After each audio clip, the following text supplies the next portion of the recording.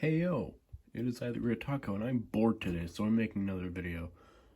So, on Thursday I got this Lego set, which is from Technic. The number is 42153, and it's a Chevy, next-gen Chevy Camaro ZL1. I'm pretty sure that's what it is, correct me if I'm wrong. But basically I was looking for the Technic Bat Cycle. Couldn't find it in the store, so I got this instead because I wanted a Lego set. It was already there. It's like, why I get it? But so I thought, okay, I'll get this. I'll give it a shot because this wasn't a set I was particularly excited for, I will admit.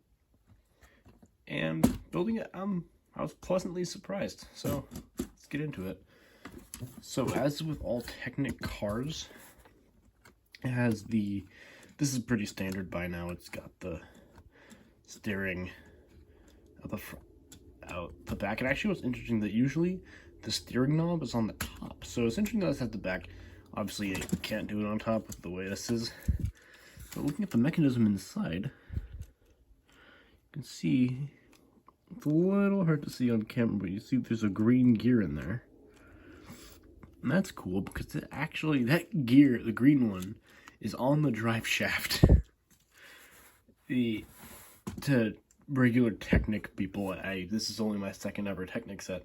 To people who have Technic sets, they're probably just, that's all a normal thing, but I think it's cool that they managed to get, like, that it's so compact, because the mechanism, this is a very hollow build, I'm not gonna lie.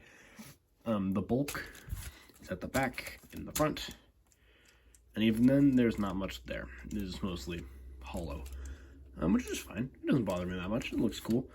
This is kind of right up front here. I may as well acknowledge it. This set has a lot of stickers, and some of them are very cool. They're hollow foil backed. So, you could see it's got, like, all the 75s have, like, this really cool, like, sheen to them. And there's another one on the back here. I haven't shown the back yet, actually. Everything, any little detail you see on this is a sticker, which is a little disappointing. I mean, most of them I can excuse, like the grill details and stuff I don't really care about, but like this, that could have been a print easily. I don't think many people enjoyed getting that. Actually, and then the white up here, the stickers don't match the white at all. Off the negative bit though, the set is an engine. Now it works, mostly. Now when you put it, normally the pistons don't really move. I think that might be a flaw with my set, because some of the pieces were noticeably tight, such as the bit that goes on the steering mechanism back here. You can't really see it. It's a 5 long lift arm. It was very tight. I don't know why, but it was. So maybe that's the thing with my set. Maybe other people won't have that problem, but I don't know. It's a weird problem. Obviously, it roll. Actually does have 2 printed pieces. I lied. So this here is a print, and that is a print. And that one has an error. A little scuff mark right across there in blue. I don't like it. I mean, it's kind of hard to see, actually. It barely picks up on camera, but in person it is a lot easier to notice. It was one of the first things I saw when I opened the box. I'm complaining a lot, but I assure you I like this set. Oh, actually, I thought this was interesting. I'm not sure if this is standard or not, but they are now, this is the old differential piece. So, the only other differential I've had experience with is the one that came out last year on the Technic Batmobile, and I think the Dune, or some kind of Dune buggy. I just find it interesting that this is the old differential. It works the same. It looks different. Of course, that is what drives the engine up front. You can see the other axle in there going. So, there's not really much else for me to say on this set, but I do have a comparison to make with a much more expensive set, the Batmobile. So obviously I prefer this one. It's a lot bigger. I mean, the scale's different, but then because of the bigger scale, the designers had more budget to work with for the Batmobile. So yeah. Of course, the front end, everything is built. There are no stickers up here for details. The headlights are built. Whatever's in there is built. The bumper and stuff. All of it is actual build, and there's not stickers. The hood. This one opens, like, half of it. Like, there's still a whole lot of space around it. I'm not sure if that's accurate or not. I don't really do NASCAR that much. But this one, the whole thing opens. Or almost the whole thing opens. It's a much more significant ratio of surface area.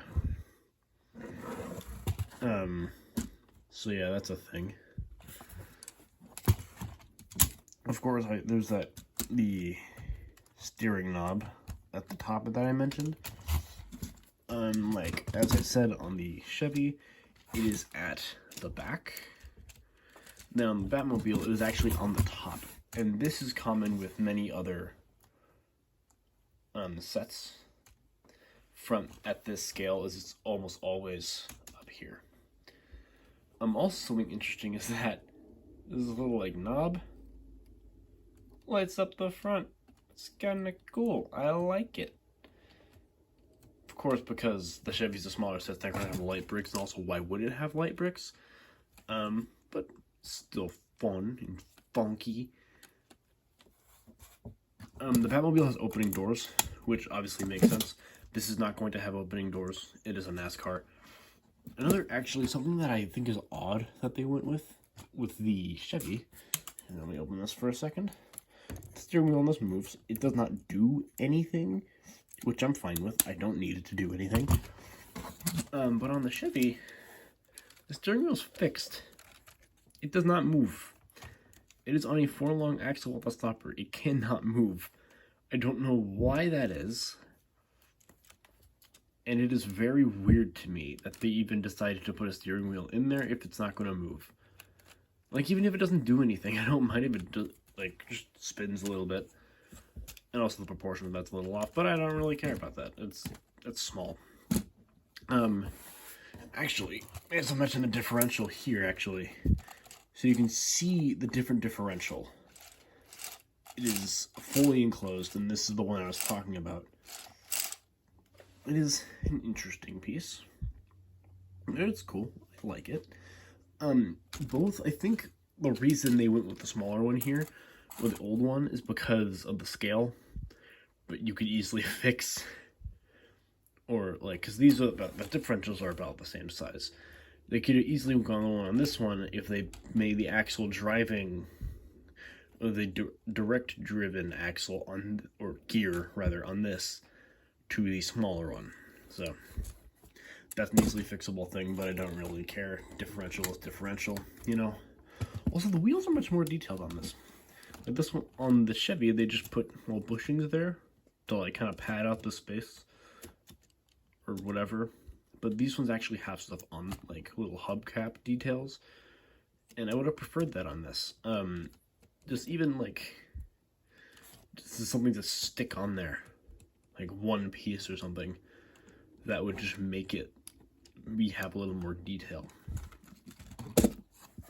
That would have been nice. And that is not to say this looks bad. This looks just fine. And also, the engine on the Batmobile actually works. Originally mine did not, but of course, because it's a larger scale, it has the actual piston engine pieces, which are really cool. I love these so much. And of course, as the front of the car, the back lights up. It's cool. I've had this set for a few years now. It's still one of my favorite LEGO sets. And then the fire out the back spins as well.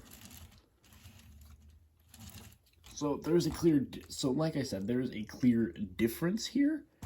They are not at the same even scale or the same car. I just wanted to draw a comparison between the smaller and larger ones, just because I felt like it, and also I have two Technic cars now. Actually, I just realized my brother has a $50 Technic car. One moment. So as promised, McLaren Senna GTR. So this set is much smaller, or not smaller, it is the same size as the Ford Chevy. This is not a Ford, this is a Chevy. America, please don't kill me. I may be American, but I am an idiot. These, you can immediately see the difference in shaping on the sets, because they are obviously different cars. This is a McLaren, this is a Chevy. But something actually interesting as well is the wheels. They are the same tires, the same wheel type. But something interesting about the Senna is there are not bushings on any of the wheels. At all. Just none.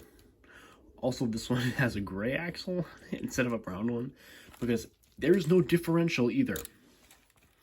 It is simply two different wheels completely. So yeah, that's it. That is certainly an interesting thing to note. And as I mentioned before, the engine on the Ford or on the Chevy doesn't really work all that well. The engine on the Senna works perfectly. Here, I'm gonna pick this up. It is schmovin', because the mechanism is much different. It uses lift arms. That's the wrong wheel. Uses lift arms and then axles with stoppers, which have less friction than pins, even pins with no friction ridges, so they end up working a lot better. What just fell off? Oh no. Oh, sucker.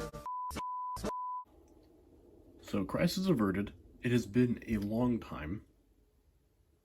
Probably close to 30 minutes. I don't even know. I've lost track. And I managed to fix the steering. So as I was saying, the lift arms work better. Then lift arms and axles work better than cams and pins. I mean, when gravity's in your favor, it works fine, but when it is not as good. Honestly, I don't have much more to say other than this one feels flimsy. I mean, this one's a little flimsy in some places, but like you pick this one up and like everything sags. I don't know. They were both very cool sets, and I would recommend both of these in their own right, as well as this behemoth. So that's about it for this video. Joe.